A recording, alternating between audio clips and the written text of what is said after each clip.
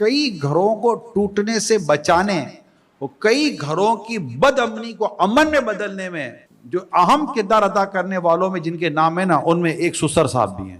وہ سسر لڑتا نہیں ہے، سسر کا کام لڑنا ہوتا ہی نہیں ہے۔ وہ بڑا ہی بردبار، سمجھدار، معاملہ فہم اور سب کو انڈیویجل طور پر ہینڈل کرنے والی پرسنالٹی ہوتی ہے سسر کی، اور سب کو کی جگہ پر رکھ کر معاملے کو سلجھانا ہوتا ہے۔ الجھانا، الجھی ہوئی چیزوں کو سلجھاتا ہے نا، اس کا نام ہوتا ہے مسٹر سسر۔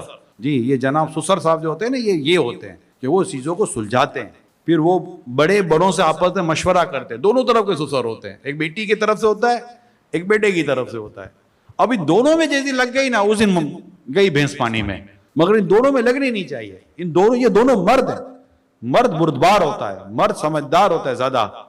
مرد کے اندر معاملے کو حل کرنے کے لیے بہت ساری اس کے اندر ایکسپرٹیز ہوتی ہیں، وہ جہاں دیدہ ہوتا ہے، وہ ناقص نہیں ہوتا، اور پھر وہ آپس میں بیٹھ کر چیزوں کو شارٹ آؤٹ کرتے ہیں اور چیزوں کو حل کرتے ہیں۔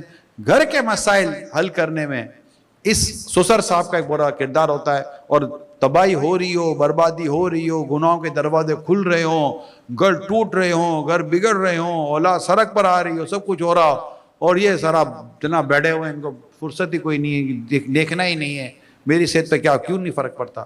آپ کے بچے اجڑ جائیں گے، آپ کا گھر اجڑ جائے گا، گھر میں گناہوں کا دروازہ کھل جائے گا، اتنی پریشانی ہو جائے گی، اور آپ کہتے ہیں میری صحت پہ فرق کیا پڑتا ہے؟ کیوں نہیں فرق پڑتا؟ فرق پڑتا ہے، اور فرق پڑنا چاہیے، کیونکہ آپ گھر کے بڑے ہیں۔ یہ بات اللہ کرے جو میں سمجھانا چاہ رہا ہوں سمجھ جائیں۔